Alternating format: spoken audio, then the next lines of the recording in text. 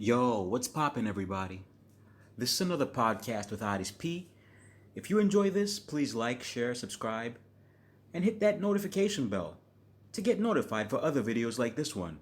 Thanks in advance, I really appreciate it. This time I'm going to talk about The Orville, New Horizons, Season 3. It was really a pleasure watching it. The creators and the writers have done a great job. Even though it's not original, okay?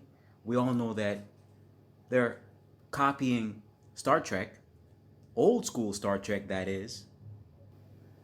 Back in the day, Star Trek, that was amazing, of course. So, it's got to be good as well. They also have the same writers here. For example, Brannon Braga. It reminds me so much of Star Trek The Next Generation, for example. Or even Star Trek Deep Space Nine, which is my favorite personally, starring Avery Brooks, the amazing Commander and then Captain Sisko. But this show for today, it's absolutely fantastic. Despite the fact that the title, which is the name of the ship as well, sounds like maybe a small town in the States, or even a car model. I don't want to mention particular brand names, but yeah, you understand. Seth MacFarlane, he's just like you or me. He's a Star Trek fan. He's been a fan ever since he was a kid. He grew up watching it. I'm sure he used to buy the action figures like myself. For example, Captain Jean-Luc Picard, then number one, Commander Riker, and so on. Data, Dr. Crusher, Lieutenant Commander Worf, of course, my man. And in this case, we have a lot of roles on this show that are very similar to the Star Trek show of the past, the particular one, The Next Generation. Of course, I'm not going to include the captain, played by Seth MacFarlane, or even his number one, Adrian Palicki. That is Commander Grayson. I personally see similarities in Data and Isaac in this case, played by that brilliant British actor. Yeah, I think his name is Mark Jackson. He does a fantastic job. He even changes his accent and makes it sound more like it's American, but it's very, very clear. You can hear each and every syllable. His pronunciations are amazing. Even the way he moves and walks as being Kalon, as they call it in the show, which is like a robot, he's something else. He's out of this world. It's crazy.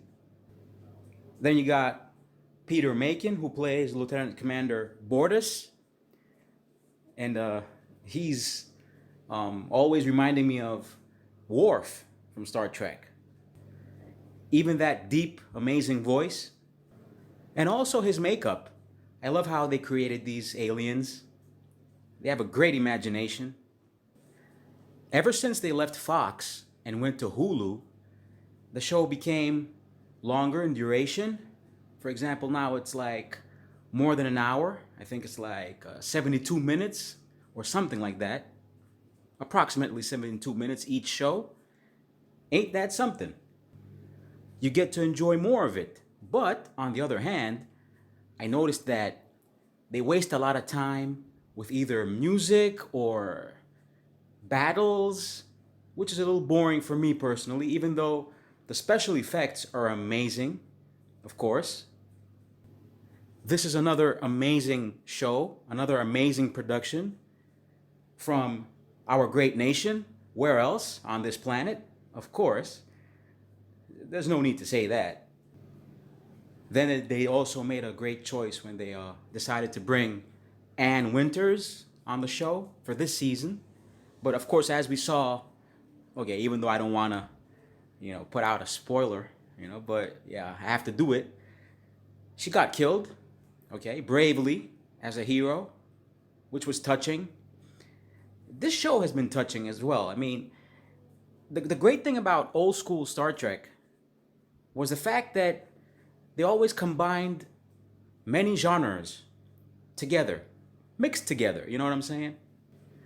You got sci-fi, you got comedy, you got drama, you got mystery, and then of course you got so many social issues such as racism, homosexuality, you know, the LGBTQ community. Okay, so many things are analyzed deeply and portrayed wonderfully. It's breathtaking.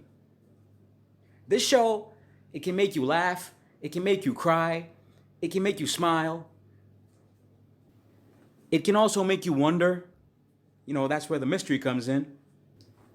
And this is all thanks to the great writers, the great choices by Seth MacFarlane, who's brilliant. I must say that. Even though the show started off a little, you know, kind of like leaning towards being a comedy, like Seth MacFarlane is used to, you know, but in this case, he changed the show. He made it more impressive, deeper. The quality is out of this world. And that's because nowadays you don't get to watch shows like this, you know what I'm saying? He also chose Adrianne Palicki, an amazing woman, all right? I mean, she's taller than me. Like, I would date her, okay, of course. But she would make me feel a little inferior because she's really, really tall. But she's amazing looking. And the young lady that plays Topa, you know, the one who had to change gender and stuff, that Mocklin, she is an amazing young woman. She is extremely beautiful under all that makeup. I mean, she is breathtaking. She's a slobber knocker. If you get to see her without that makeup, you'll go crazy. I think her name is Imani Pullum. And even though Halston Sage left the show, you still got a lot of good actors and actresses. Jessica Soar, or Zor, took her place, and she's also amazing. She's very strong in that show. She actually injured Jay Lee, who plays John Lamar, the engineer, the smart one. He's amazing too. He got injured while having intercourse, and that's crazy. Each and every time, it was worse and worse, up until the point where he started losing his teeth. So that was amazing. But on the other hand, I wouldn't say that I'm a fan of Scott Grimes, even though the story of him traveling to the past to nowadays, around 2025, and you know, having a family and all that stuff, and you know, bonding with them, that was amazing too. Of course, we're all optimistic for a fourth season and a fifth and a sixth, etc. But let's just take things step by step. Because now, after Hulu, it looks like Disney is buying it over, Disney Plus. So it's going to be awesome if it goes there. They might invest in this show, and it'll be worth it. Then the emotions of Isaac with the doctor, it's awesome. I mean, it's awesome. Dr. Finn, that is, played by Penny Johnson Gerald. You can also see the team chemistry when it comes to this cast. And this thing with the emotions is exactly what reminds me of Data and even Spock. Yeah, of course, even Mr. Spock, the famous Spock. And of course, this show is not as dark as modern day Star Trek. It's more optimistic. It's more like Star Trek. It's more like real Star Trek than Star Trek Discovery, for example. Or even, of course, Star Trek Strange New Worlds. But of course, Strange New Worlds is a little better, I must say.